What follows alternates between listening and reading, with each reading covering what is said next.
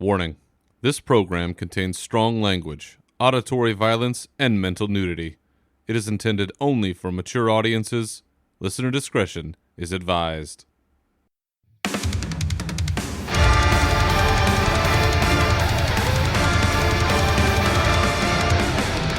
Welcome to your uncensored home for all things Warcraft. With your hosts, Berzerker and Navox, this is Unshackled Fury.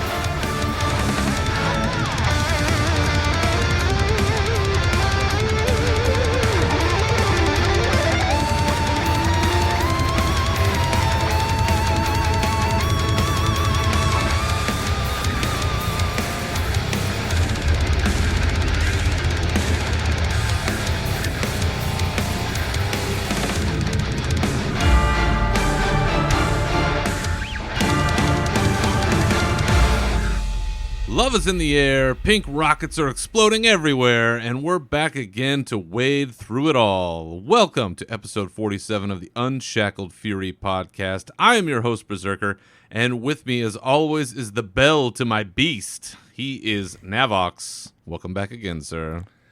Yeah, that love rocket keeps escaping me. I keep trying to get that love rocket, but I don't think it exists. Can we just put it out there that is a great sexual innuendo, because clearly they're talking about a dick. Oh, absolutely. Just like Wowhead. Like, how did you come up with Wowhead?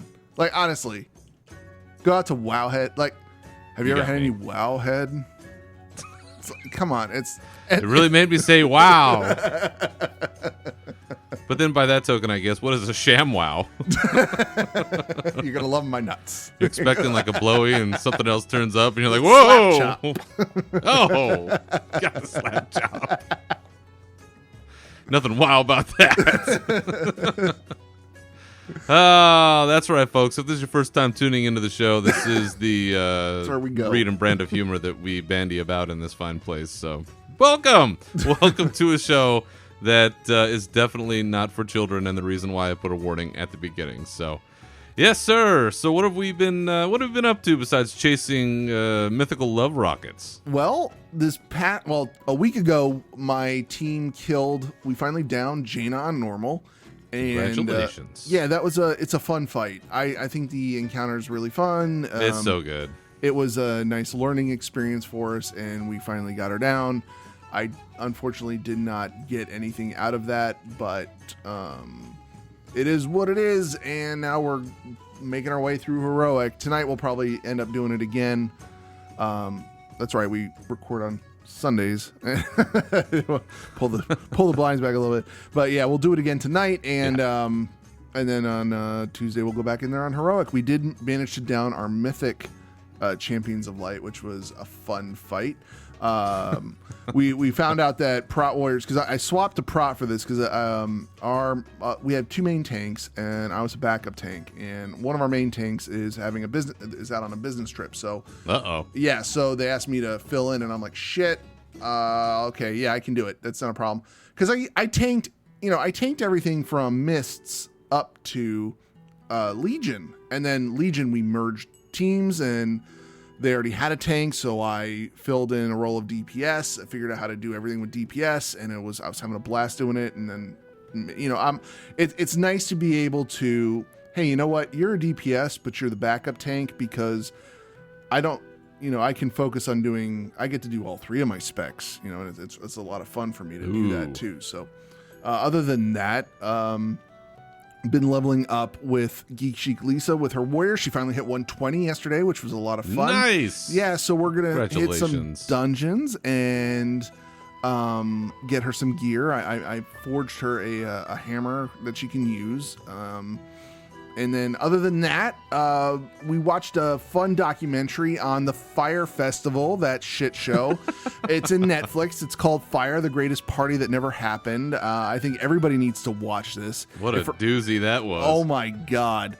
And if for nothing else, but to just see how social media and influencers can fuck you over if you're not careful. I mean, honest to God, it's just an hour-and-a-half shit show. And we'll go a little bit real talk here. I am 2 days out from prepping for, I have to have a medical procedure done. It's a normal thing. And you know what? I don't really care if everybody knows. I go and get checked out every once in a while. So I'm going to have a colonoscopy. So I'm 2 days out from that. And You're getting the real sham wow. Oh yeah. Actually, I get an upper and lower at the same time. The doctor does both ends at the same time. I'm good. I take a nap. It's real early in the morning, but tomorrow is going to be the one where I don't get to eat anything. So today's just light food, and then tomorrow's just clear liquids, and then back on. I can eat again on Tuesday. But I've been having this since I was like 20 because I started having acid reflux in my 20s and stuff like that. So I've been getting checked out, and I get checked out every 5 years, and it's normal. Good for you. So I think everybody at some point in life will have to end up doing this. It's really nothing to worry about, nothing to fear. You should, you should definitely have that checked out at some point, especially if you're maybe, I guess now it's 50 and older, but when I was doing it at work, they were telling us, 40 and over. So I don't know. So, but other than that, rules to live by. Yeah, all the fun stuff there. How about you? What's been going on in Berzerker's world here? Well, our raid team is still banging away, and we are still trying to get through Jaina, and that is just a tough fight. For our team, it's that Thursday night, that last hour when you're fighting. Fatigue is a factor, as they say. So that's when we really have to pull it together the most. And it becomes a challenge, a bit of a challenge, but we're gonna get there. We made progress. We're smoking down that elemental. We're making our way through. Like, we're getting there, and it'll be good once we do. And I know people are getting anxious to start working on heroic mode because that's what we do. We typically clear once, maybe twice on normal before people are like, let's go. We gotta get the heroic deal going, and that's cool, and we're looking forward to that. I am so close, and we'll talk about this later. I'm so close to getting my Proudmoore rep exalted because I've been a lazy ass about finishing that stuff up because I want to make sure I can get my cool tier in, which we'll talk about later. But you and I actually made a couple of guest appearances this past week, so we might as well talk about that on our own show. We had, kind of at the last minute, after we had recorded and done our last episode, we had been asked to come on both the Dark Moon Herald and Frazzlecast stream / podcast / shows. Both of us managed to show up for the appearance on the Dark Moon Herald. However, you are a lone representative for the Frazzlecast stream. So for Dark Moon Herald, had a good time at the ass crack of dawn getting up for that show because they stream at 6 a.m. Pacific time, which I don't even get up that early for work. Yeah. I get up a little bit later than that. That was early. It was pretty early, and played a few rounds of different things with them. Had some good conversation about some very topical items. One thing that I did want to bring up though was that we played a little Dunk Tank trivia game where I used a mouth fart as my buzzer, so I found that wildly hilarious. So if you find juvenile fart noises hilarious, please watch or listen just to hear me buzz in with that, because I damn near crashed my ride while I was listening to that because I cracked myself up. What can I say? But there was one thing that Kevin Ringmaster over there, he runs a little more of a PG show, which I can appreciate. Some people don't necessarily want to do the stupid X-rated version of a show that you and I do. But I thought I had one really good guess for something that he edited out, and I just want to say it here for all of our fine listeners, which was when we had to guess the names of one of the Crown Chemical Company people. Right? There's three of those guys. Yeah.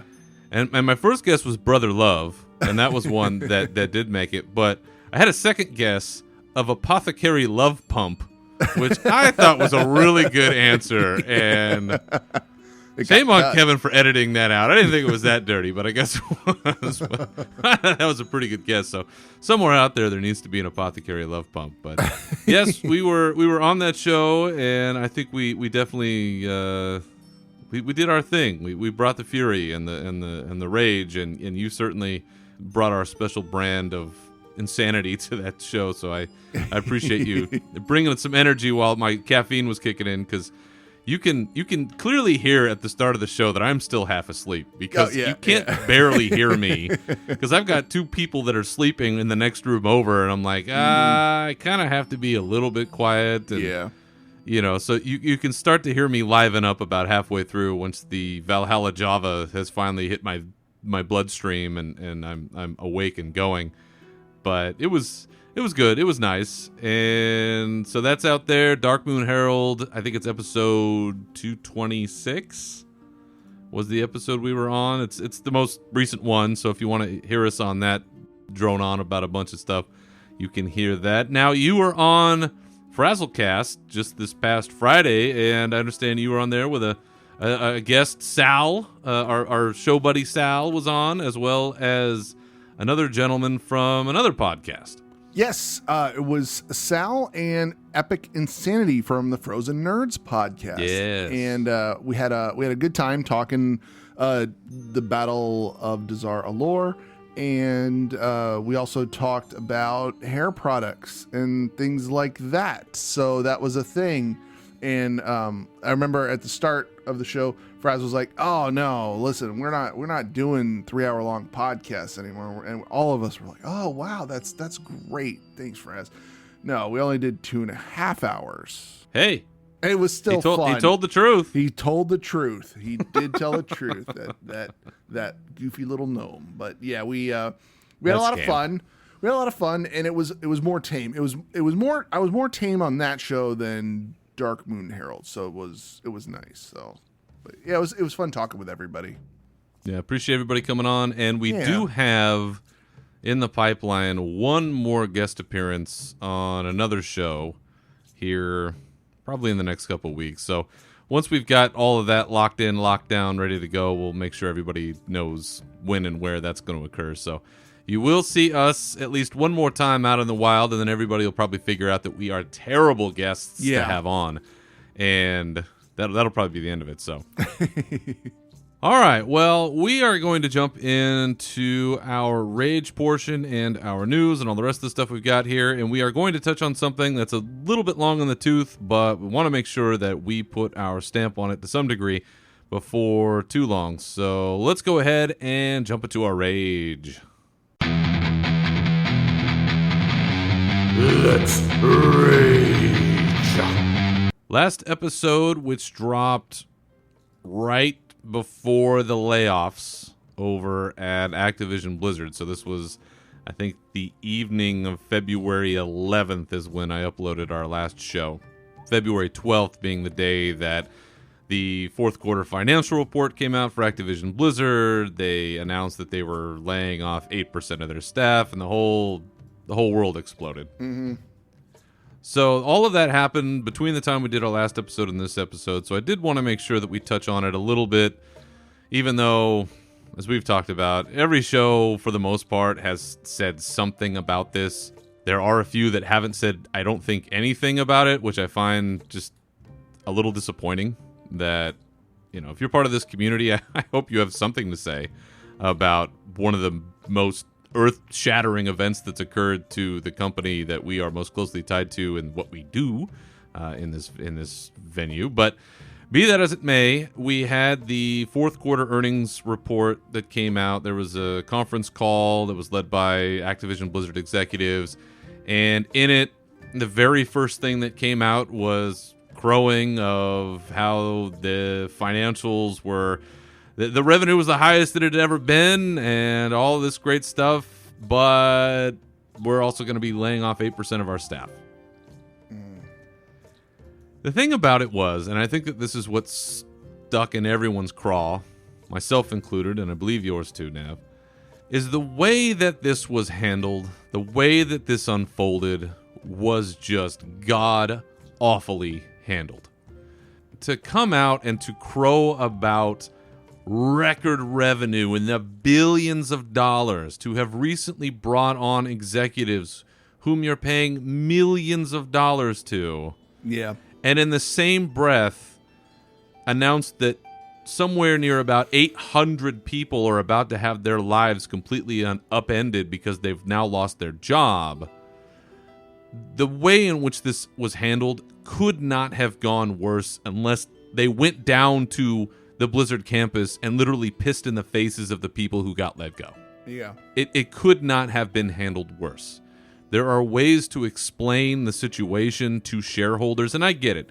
They're not emotionally invested the way that we are, the way that other people are, but just for the sake of your own human decency, there is a better way to handle these situations than what happened this time around. And it is wildly disappointing to see that there is such a lack of perception when it comes to these things. And that is certainly one point where I agree with a lot of the criticism that has been thrown the Activision-Blizzard way, which is that, guys, if you're going to announce these things, don't sugarcoat one part of it and then try to downplay another. Let's be honest about what's going on without really pouring salty piss into the wound, as I believe Taliesin and Evatel had on their most recent video. So I completely agree. That is a great analogy and how this was handled. So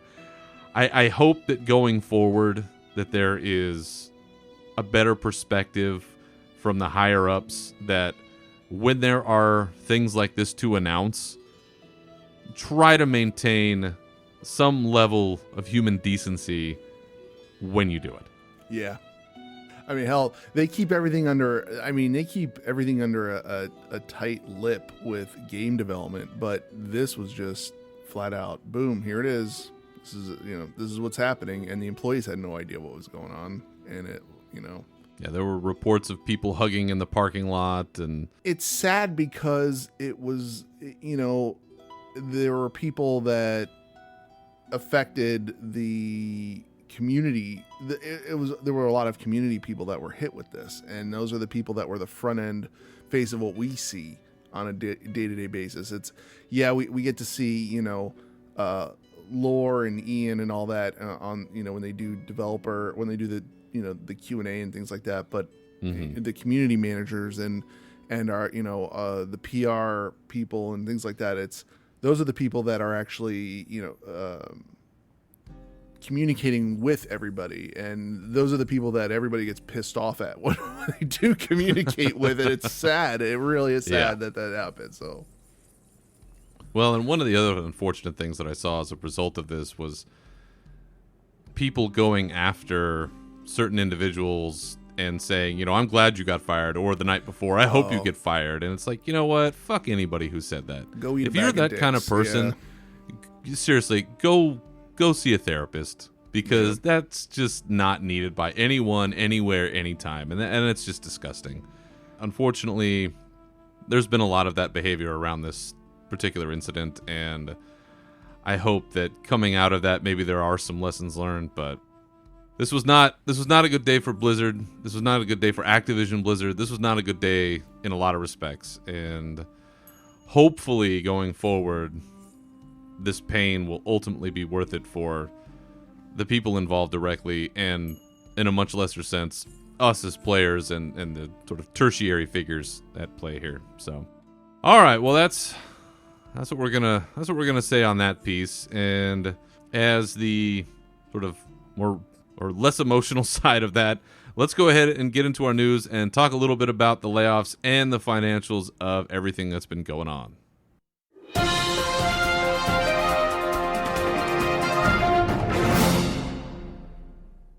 As has been reported, the layoffs did come on February 12th, 2019. Nearly 800 staff at Activision, Blizzard, and King were relieved of their duties. It sounds as though permanent employees received severance or some sort of assistance, while non-permanent or contracted folks, sounds like they just got the shaft. From the Warcraft side of things, Yathisons, who was a community manager, Caden House, I think is the name that I've seen that's more of a human name. He was let go, along with obviously several other people, but somebody else I wanted to mention, which is Robert Taylor, or who is Robert Taylor. And he worked in the PR department at Blizzard, and he was the individual who became our main contact with the company, and he is the one who hooked us up with all the great stuff that we've been getting hooked up with over the last 6 months or so. And we really wanted to say thank you to Robert as well for being so gracious to us. And of course, we wish him all the best. And I know that it's going to work out for him because it seems like a great dude. From what I can tell, he's got a good resume, and certainly if there's any way we can help out, certainly would love to. But a big thanks to Robert. Hopefully he and the rest of the folks will be able to catch on quickly, as we did see a lot of folks getting retweeted and posts getting linked to them, and there was a lot of community engagement going on. So I hope that gets people back employed and quickly. As part of this as well, we got a message from J. Allen Brack that day talking about, we're reprioritizing and we're moving some things around, and hopefully that means that we can get more out and do all of these things. But I know that you saw that this was very similar to a statement that had also been put out by Mike Morheim some years ago. Yeah, back in 2012, Blizzard laid off 600 employees. And, in the same verbiage, it was almost the same verbiage that was used on, the latest announcement that came out. And, I just want to take a snippet out here from Mike's, message to the community at the time. And he said, in order to keep making epic game content while serving players effectively, we have to be smart about how we manage our resources. This means sometimes we have to make difficult decisions about how to best maintain the health of the company. We're in the process of making some of those hard decisions now. So this was in 2012. So, from 2012 to 2019, did you just keep making, I'm trying to figure out here, wrap it around my head, did you just keep hiring people just to keep hiring them? I mean, just to pad numbers in the workplace? I don't know. I think that's been part of what's so hard to digest about all of this situation is we just don't know a lot about what happened and what went on and who was affected. And we're not part of that internal decision making. We're getting this third hand, after the fact. We don't know enough about what goes on within the company, and there's a lot of judgment being made, and we're all going to do it because that's what we do. But to a certain extent, we don't know how they got to these decisions. For all we know, it could have been worse. Maybe they should have laid off 10%, 12%, and 8% was them being generous. We don't know. Yeah. It just, it comes to the whole, our mission statement with every game is to deliver the most epic experience, and things like that. But I don't know. Yeah. Lately, I am a Blizzard fanboy through and through, but lately I'm not feeling always that. Have been, always will be. I'm not feeling that mission statement at this time. I'm not, I'm not feeling the most epic experience at this point in time right now. So yeah, nothing epic about a huge layoff. No. Well, anything else you want to say about this topic before we move on? No, let's move on. So as promised, I wanted to try to take a look at the Blizzard financials from more of a numbers perspective, less of an emotional perspective, and try to gain some perspective into what actually is going on according to people who actually analyze this type of stuff. Not us as players who get geeked up and crazy about these things, but what are the actual numbers we're looking at? What has the past been? What does the future look like? And sort of give us a baseline, because as I've said before, I want to try to have a somewhat regular piece where we're going to keep track of these things. We're going to take a look at the financial health of the company and try to give ourselves a sense of what really is going on beyond the emotion. So, for the first time, we present Furious Finances.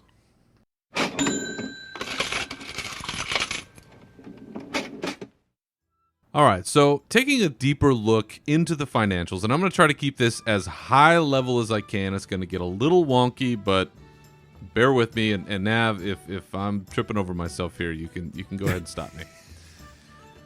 So when we had the fourth quarter earnings call, of course, the big thing, and we talked about this just a minute ago, was Bobby Kotick, however the hell you say his name, talking about how they brought in the highest revenue they've ever had.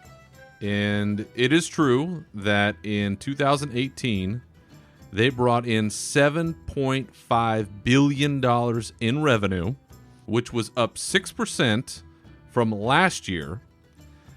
So you think about how much money they're pulling in after the fact, it's enormous, 2018 compared to 2017. So we're still going along with the idea that, yes, they're making record revenue. Why are we having layoffs? What's going on here? Furthermore, in their fourth quarter, so just that last 3 months of the year, they made $2.38 billion.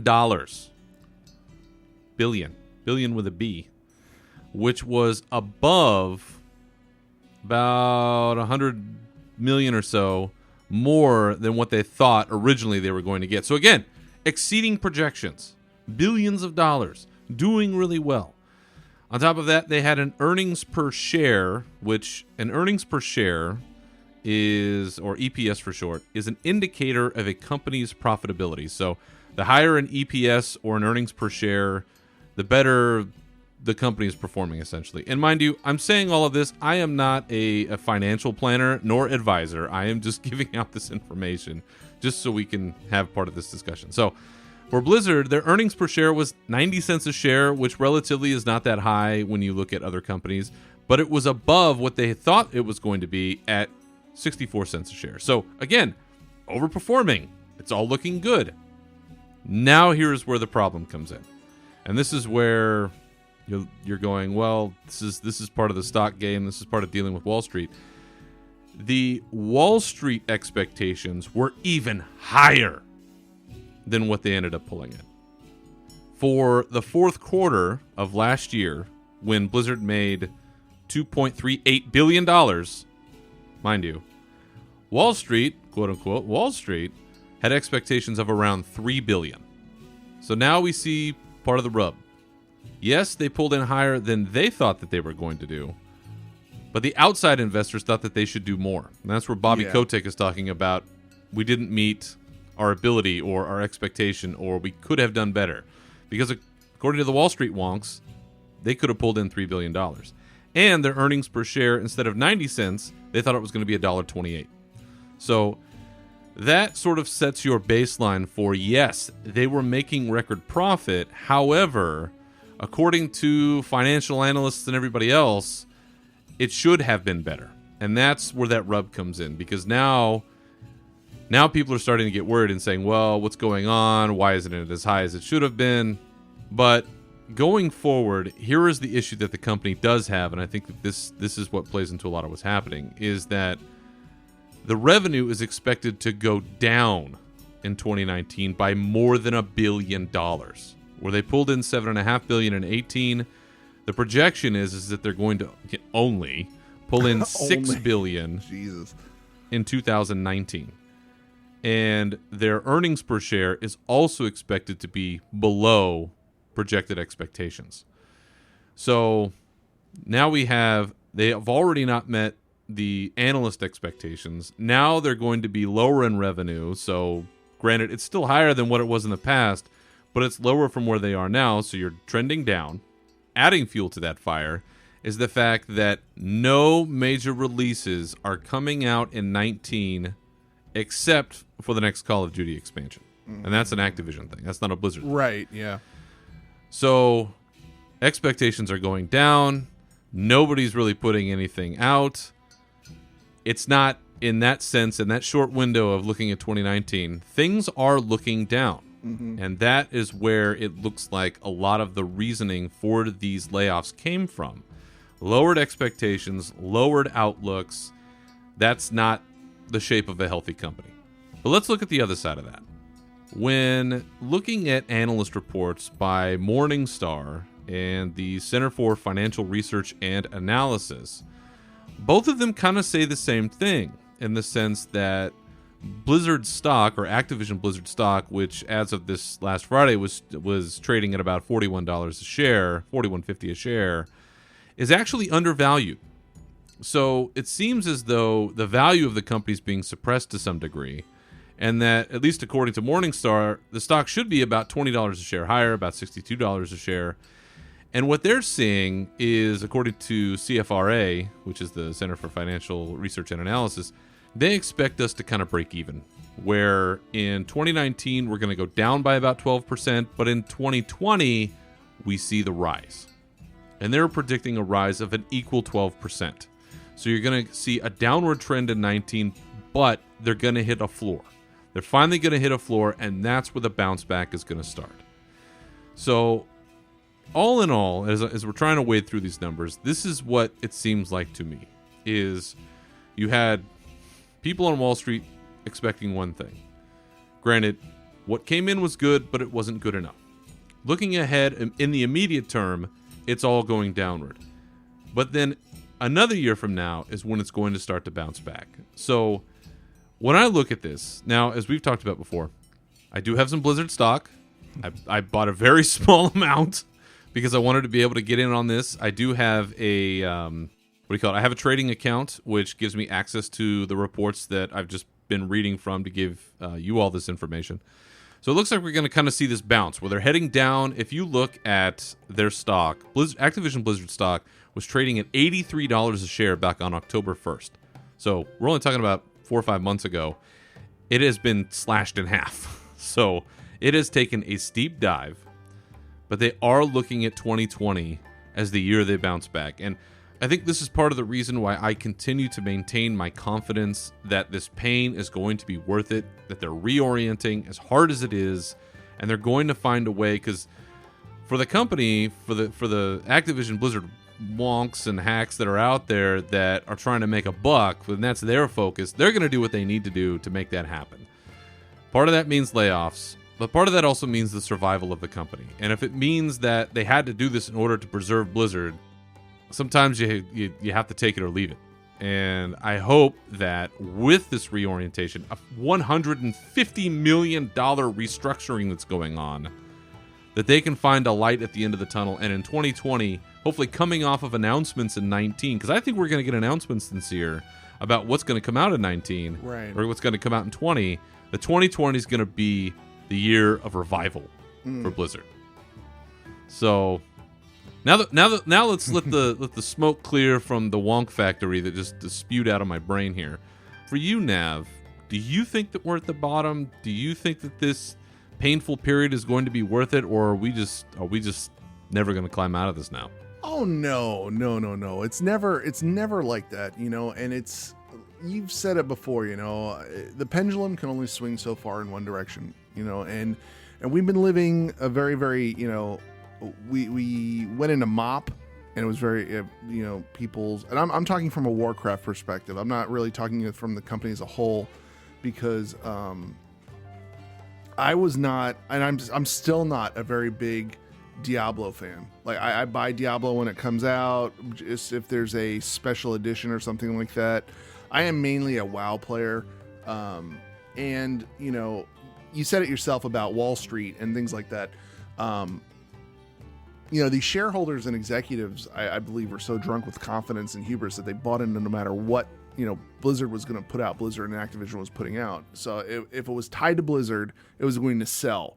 So and then we start seeing things like Destiny 2 in the Battle.net launcher. I bought it. I didn't like it, but I bought into it just like I bought into Overwatch. And I don't like Overwatch. I am one of those people, I just don't like Overwatch. I bought Overwatch because I was like, oh, this is going to be different than Call of Duty, and I get ragey when I play Call of Duty. Maybe I'll try Overwatch. What game don't you get ragey with? Well, Warcraft doesn't make me as ragey. I think Warcraft is the one that I'm pretty tame playing. Single player games where I don't have to interact with people, I think make me less ragey. No, but so yeah, I bought into the whole Overwatch thing, and then it was in the Blizzard launcher, and hell, my friends, I bought it because my friends bought it. So they know what they're doing from a market. They know how to market these games because they marketed both of these games. They sold both of these games to me, and I wasn't even looking forward to playing them. I just bought them because my friends played them, and I could see them in the Blizzard launcher playing them. Yeah. And then Bungie pulled out. And with it, Destiny 2. They're going to take their stuff in a different direction, even though, it was, it's still out there. It's still, part of the launcher. I think, it's still going to stay there, but Bungie's doing its own thing. And, I don't want to keep, I don't want to beat a dead horse here, but Diablo fans are pissed off because there was no new Diablo game in sight other than the mobile version. And granted, that still may be a great thing. That might still be fun. As people who are out there, we could sit there and blow sunshine up this game's ass all we want, and get everybody hyped about it. But until we get it in our hands and playing it, we're not going to know anything about it. I know a lot of people who were at BlizzCon played it. They liked it. I also know people who were at BlizzCon played it and they're just like, it was cool. It is what it is. Right now, so we've got Diablo that needs something. The StarCraft well is dry at the moment, and we're dealing with somewhat of a shit show of Battle for Azeroth, which I am a hardcore, diehard WoW fan, and I am even seeing where the game is, where it felt a little rushed in areas and somewhat incomplete. But all of that being said, the developers are still working on the game. They're still improving things. Things are going to turn around. And you know what? I want to take a trip down memory lane. I don't even know if this makes any sense to people, but it'll show that, things do bounce back. And I don't know if you recall this. I vaguely remember this because I pulled an Intellivision out of my parents' attic. But do you remember the great video game crash of 1983? Hell yeah. Where, there was I was 2. Oh, really? Oh, wow. Okay, well, I remember. So what I remember out of this was that, I remember my friends had Ataris. And I remember that I found the Intellivision up in the attic. I thought, wow, what are my parents doing with this thing? And then I started playing this game and, this little RC games, the racing games on that. And they had Burger Time and things like that. And that was a lot of fun. But there was a large-scale recession from 1983 to 1985 in the video game industry. And, it was the big joke that the Atari game E.T. was attributed to that. But the crash was actually attributed to several factors, including, market saturation, Atari, ColecoVision, Intellivision. I don't want to get too far into it. But there's a great documentary about this, by the way. Yes, there absolutely is. I forget what it is off the top of my head, but just Google it. You can find it. Yeah, exactly. People. I think we're seeing the same thing with Blizzard right now. It's just that we're so focused on this company in particular that they can do no wrong for us. And right now we're just feeling that, the well is dry at the moment. And to the point that you're making, in a lot of the financial analyses that I've been reading, one of the comments that comes up quite a bit is the uncertainty in the home entertainment market, in the video game market. And like, for instance, and this is no surprise to us, right? The analysts frequently point to Fortnite and say, well, Blizzard doesn't have anything to compete with that, and that's been going off like gangbusters. And oftentimes it seems like Activision-Blizzard is so monolithical that it can't move quickly enough to match market trends. And I think it's like 3/4 or 2/3, I think it's 2/3 of their revenue is tied up in 4 franchises. And that's dangerous, because if one of them falters, all of a sudden you're up shit creek without a paddle. And, and I know that they have things in the works, and, Blizzard's still hiring game developers. They laid off all these people. They're still hiring game developers for the quote unquote unannounced projects. So, just like the crash in 83, the layoffs, it was a serious event, which we all remember. And it was just like, Blizzard will bounce back. I still believe in the company. I still feel that there are stories to tell, and I look forward to seeing what's in store for all of the Blizzard franchises. And it will. Things are going to come back. Things are going to be better. We're just in a down moment right now, and it just feels down. And the more people are like, oh, I'm pulling out, well, you're making it worse. I'm going to ride this wave through with Blizzard. I'm just going to stick with WoW and stick with what I like playing and enjoy the game with the time that I have, with it and go from there. And so speaking of that, and this was a question that was posed to us when we were on Dark Moon Herald, and something I just wanted to touch on briefly here on our show is, Do you think that there will be a BlizzCon 2019? And if so, do you think, as I do, that will reinvigorate the interest in Blizzard titles like I think it will?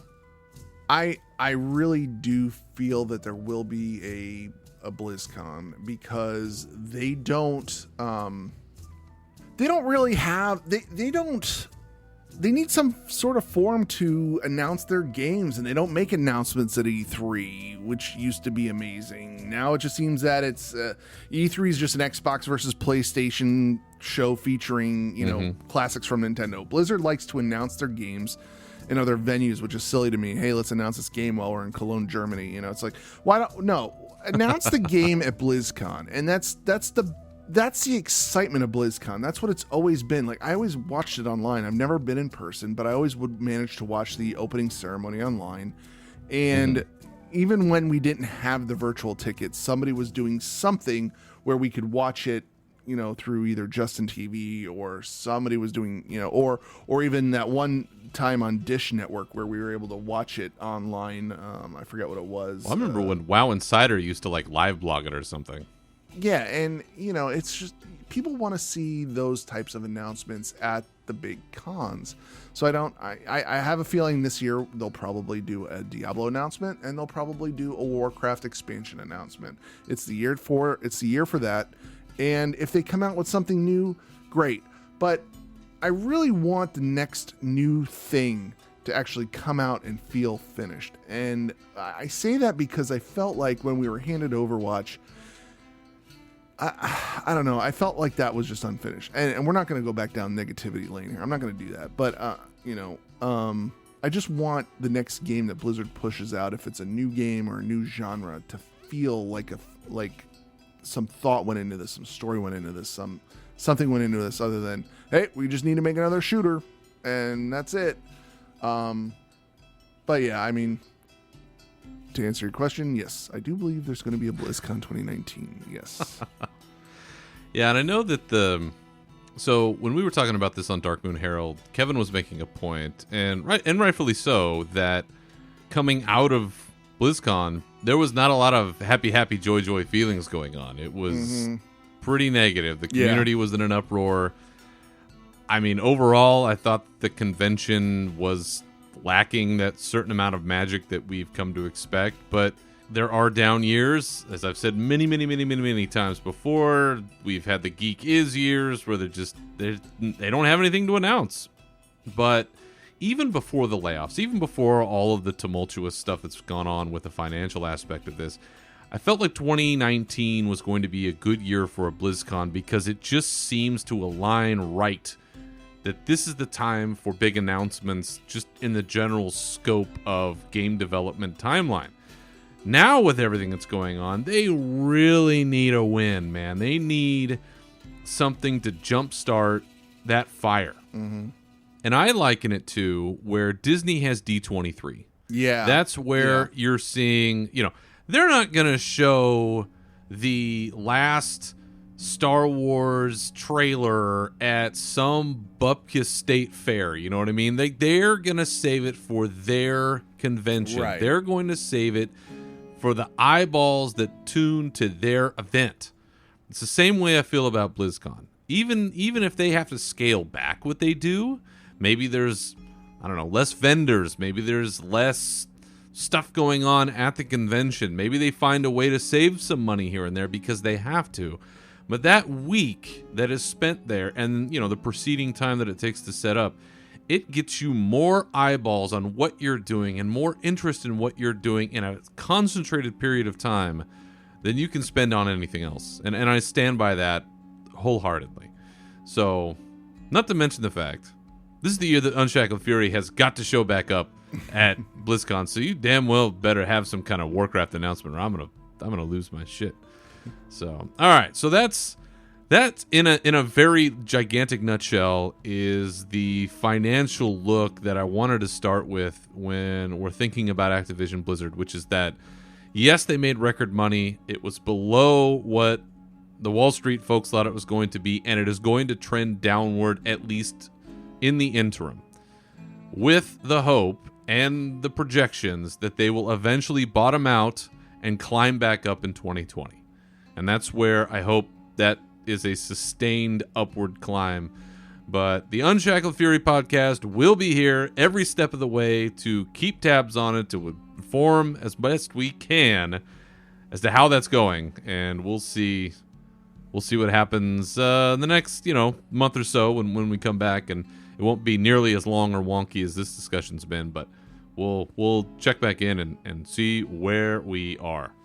Now, on to our own beloved game, onto World of Warcraft specifically. Let's talk about something that's a little bit lighter and brighter, which is we now have the official previews up for the Kulturans and the Zandalari Trolls. We are banging on the door of 8.1.5. Yeah. You almost have your Kulturan. I know. I can't wait.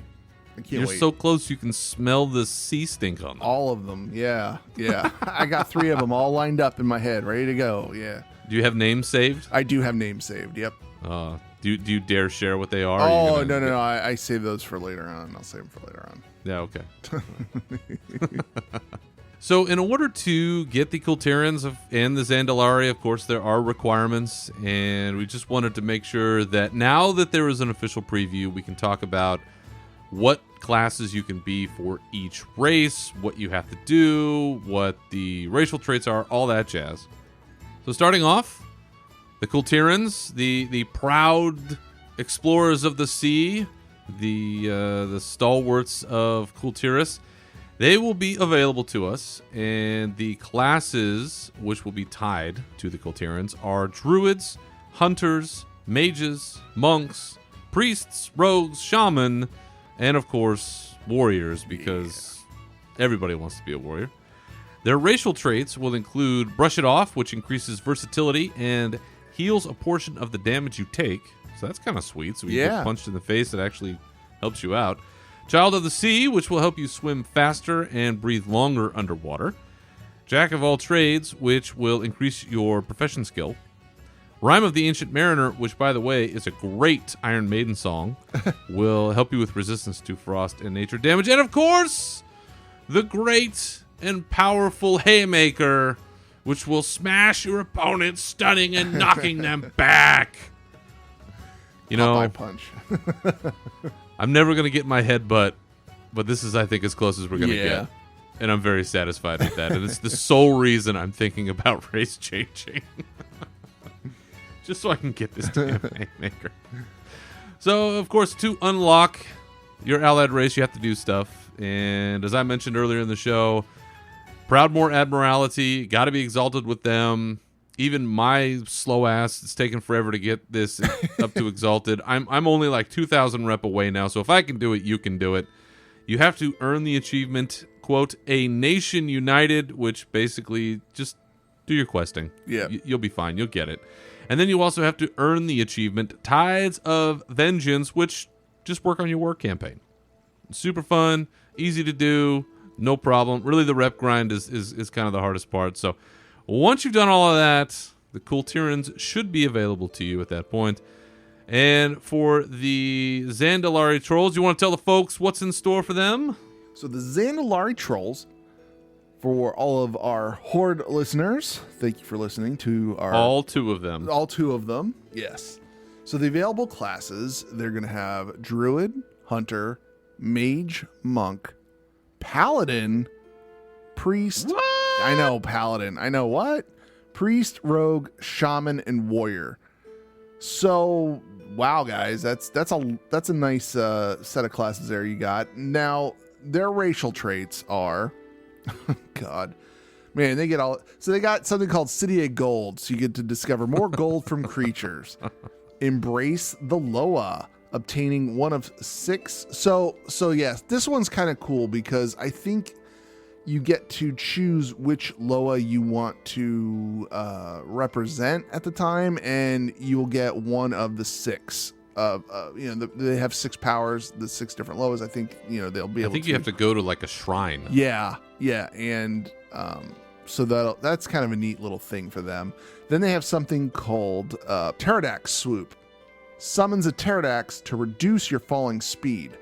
So that's kind of neat. And then regenerating. Concentrate to heal yourself rapidly over a short time.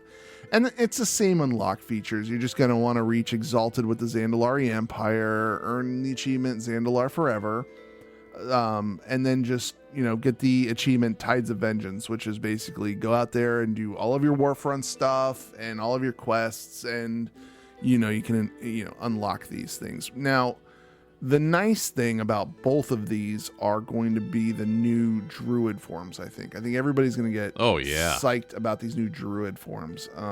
Yeah. I know I'm pretty psyched about the Kul Tiran's Druids, and I have one all ready to, level. And but yeah, I can't wait for this stuff because it's something new, something we've been waiting for, and I don't know. When do you think we're going to get some flying? I hate to throw out, hey, we're getting all this good stuff, but you know what? I want flying too, because I really want a flying game. I think 8.2 probably sounds about right. All right. Right, because here we've got our 2 new races coming in, which they've talked about the timing on that. Worked out a little oddly because of the fact they didn't originally plan on doing what they're doing, and so the schedule got flip-flopped around, and I've seen complaints about that, but you know what? I think it's better that we got it eventually than we didn't get it at all. Yeah. So, one other thing, too, about these 2 particular races, like the others, if you level from their original level, their starting level is level 20, level up to 110, you get the Heritage Armor, and then you also get the mounts that are related to each race. There's a Triceratops-looking thing called a Dire Horn, or the Zandalari, another sweet-ass horse for the Alliance. Yeah, I know. But yeah, I think that 8.2's probably got to be sufficient time. But, they've been pretty stingy about it. And it's hard because I get their point about why they make you wait, because they want the world to feel bigger and more dangerous, and you're having to spend time doing the thing. Like, I get that, and I don't necessarily disagree with it, but we're now long enough into the game where it's like, okay, we know the places, we've seen the places, people are looking to level up alts, and now we have new races coming in, and we want to get them jacked in and going, and that flying kind of helps get that stuff going. So I hope 8.2. I don't know. What do you think? I think you're probably on target with that. Although I'm one of those people that would I would pay to fly right now if it was offered if it was at pretty the sure last everybody would. And we used to. Yeah. You remember we used to have to get a tome of cold flying. Oh, yeah. And a tome of this and a tome of that. You had to. Dude, it used to take forever to save up the gold to get your flying. Back in BC, hell, I didn't start flying until way into Wrath. It's just way too expensive. Gold is hard to come by. Yeah. It'd be so nice. But yeah, I'd say probably 8.2. So those are your allied races that are coming. They're coming right around the bend, 8.1.5. It's on the horizon. We're starting to see a lot more information about that patch. The raid that's coming, the loot table's now up. People are starting to PTR test quite a bit. So we are getting pretty close. But any other thoughts about our allied races? I think I think we're both in for a treat. Both Horde and Alliance were in for a nice treat, and I think the devs did we can complain about them giving us unfinished products and this, that, and the other, blah, blah, blah, blah, blah. But if you go out and look at these 2 new races, it looks like a lot of time and love went into them, and I think we're all going to really appreciate the work on it in the end here. So, yep, absolutely. On the theme of patch 8.1.5, something that is going to be making not really a return because it never really went away, but sort of it's going to have a renaissance, a revival, if you will, is Wintergrasp. Yay, yes. Wintergrasp, if you recall folks that went through Wrath, Wintergrasp was an outdoor PvP zone that you didn't have to, it was uninstanced, so you could just roll in any time. It was the zone that dismounted you when you flew over it and you didn't realize it, people. That's what it was. Yeah. Yeah, it was a problem if you weren't expecting that, but Wintergrasp is going to be returning as an epic battleground in patch 8.1.5. They recently, just this past week, had one of their Play with the Blues sessions, so it looks like they're still moving forward this and they're getting going. What can you tell the folks about Wintergrasp, what it is, where it's at, and maybe some of your experiences with this fine event. Yeah, so it's one of the larger scale PvP zones. And if you're new to the game and you don't know what it is, you can go over there. It's between Sholazar Basin, Borean Tundra, and Dragonblight, and Icecrown. It's right there in the middle of it. And I believe, and correct me if I'm wrong, write in the show, tweet us, whatever. I believe this was the first PvP scenario that offered vehicle combat, where we would actually get siege weapons and we would go in and we'd take down a wall. And this was actually very fun because you had the attacking, first of all, so, all right, I'm going to back up a little bit here. So the Horde and Alliance, one was on the defense, one was on the offense. So the first team to break the wall and break through would win, and they did it by time. So you would go in. This was like the wall of a base. It was the wall of a base, right? So you'd get into these siege weapons, and then you'd attack this base. And on the flip side, on the defense, you try to take out all of these items, all these weapons. You try to take out the other team. So what happened was you would then afterwards flip, and then whoever won that match, or I forget how it happened. I forget, it's been a very long time, how it actually flips sides, but whoever had control of it, you would get an extra raid boss, an extra boss you could go in and kill at the time. And it was one of the, I forget what they were called. They were gigantic. They were the ice giants. They were, if you go into Old Deer and look at the Forge Master there, it looked like him. And you'd go in and you'd kill this guy and you'd get a piece of raid gear. I remember going in there a lot because our raid team and our raid leader was like, we needed to participate in this because it was the only way we were able to get extra gear. Also, it was also the place to buy heirlooms and stuff. And it was, you could get your heirloom weapons and things. And I believe it wasn't, I don't remember at the time if we had, I might be not thinking of this correctly, but it wasn't earrings. It was, I forget what it was. I think it was just regular rings that we had at the time for, I'm thinking EverQuest earrings. There were rings that were heirlooms and pieces like that you could buy from it. But I can't wait for this to return. It was a lot of fun. It was sad when it went, and hopefully it'll, make the devs go back and look at some of the other zones that need revamping and things like that. And, it's always nice to get these things that we once played with revamped. And I am a big proponent of actually going back and seeing some of these older areas. And I am also a proponent of them upgrading and updating some of these zones too. So I'm super stoked about this one. Yeah.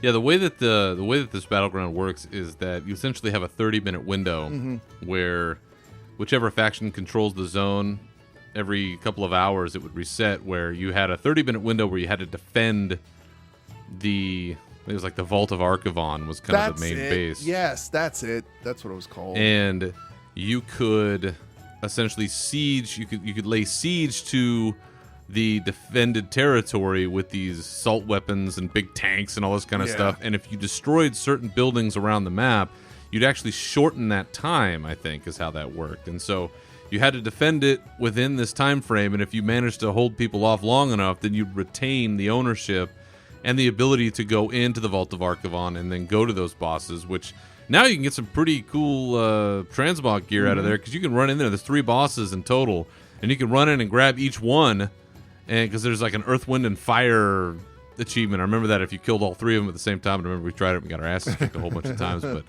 yeah, that was a good one, and I really liked Winter Grasp. It was super fun to be out there, to be in those siege weapons, rolling around, crushing stuff, and people going crazy and yelling at each other. But the introduction of the siege weapon, to your point, it was new at that time. Yep. In fact, I think when they originally had talked about the zone, there were supposed to be flying siege weapons.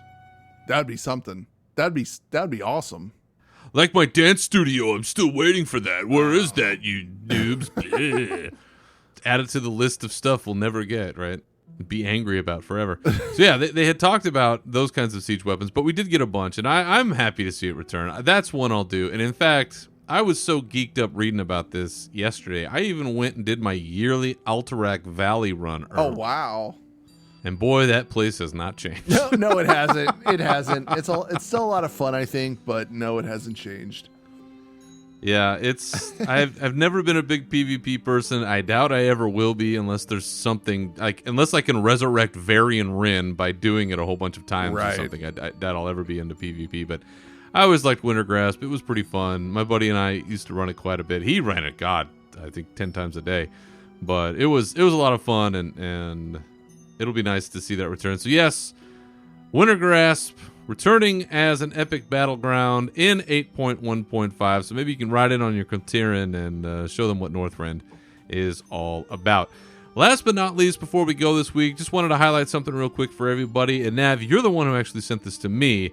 Was that a Reddit user by the name of Dagoth Hurtle, which, if I'm saying that correctly, is a miracle, has unleashed upon the world a couple of redone versions of the end cinematics for Warcraft 3 and the expansion Frozen Throne, which both have to do with Arthas. One where he goes into Lordaeron and murders King Tyrannus, the other one where he ascends the Frozen Throne and takes the Helm of Domination.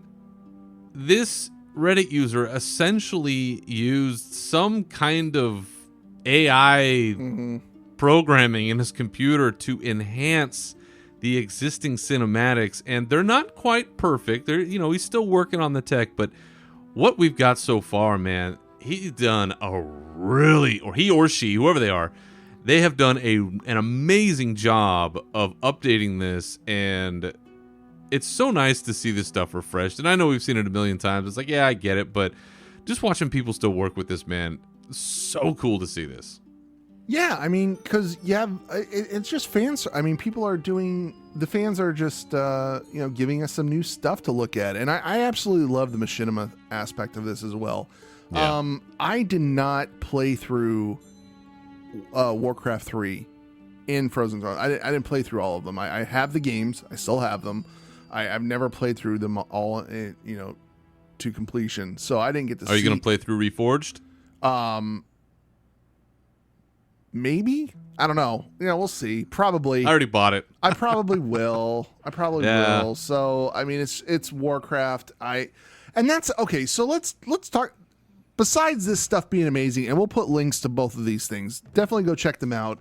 The music will give you goosebumps and all that good stuff. It's all the good feelings because, Wrath, hands down, one of the best expansions out there. The story, everything. Yeah. That being said, I loved Warcraft. I loved Warcraft 2. And heck, I even played Warcraft 3 for a little bit. I would love the return of that.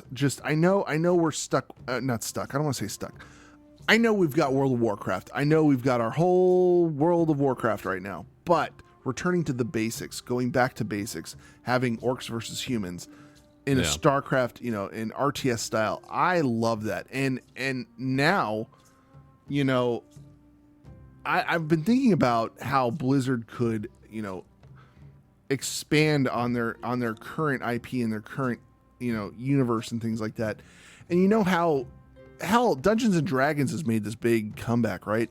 Well, What if Blizzard just came out with some sort of engine that allowed users to role play and do their Dungeons and Dragons using the Warcraft universe instead, and play in that world and do that kind of thing. But all that, I'm dreaming here at this point, but copyright Navox 2019. Yeah. But other than that, I'll probably end up picking up the Warcraft 3, the remake and all that good stuff. So yeah, I'll be curious to see, because we've heard a little bit about how they're handling the in-game cinematics for the new Warcraft 3 or the Warcraft 3 Reforged. Curious to see how they may or may not update those big cinematics and how they might compare to the neural network version that we're getting out there on YouTube. So yeah, so if you get a chance, go out YouTube or Reddit, check out. I mean, if you just type in neural network Warcraft 3 cinematic, you'll find them. But the Reddit user goes by the name of Dagoth Hurtle, DAGOTH HERTIL, and I guarantee you're going to find something that you will enjoy. All right, well, I think that'll do it for this episode. Other than this fine program, where can the good people find you on the internet, Navox? You can find me over on Twitter and Twitch. I am at NAV_OX. As for me, you can always find me on Twitter at Berzerker Rage. Feel free to contact the show with your questions, comments, or otherwise at unshackled@gmail.com. And you can find this show on SoundCloud, Spotify, iTunes, Stitcher, and Google Play. So once again, thank you for listening. Remember to keep your swords wet and your banners high, and we'll see you next time. Farewell.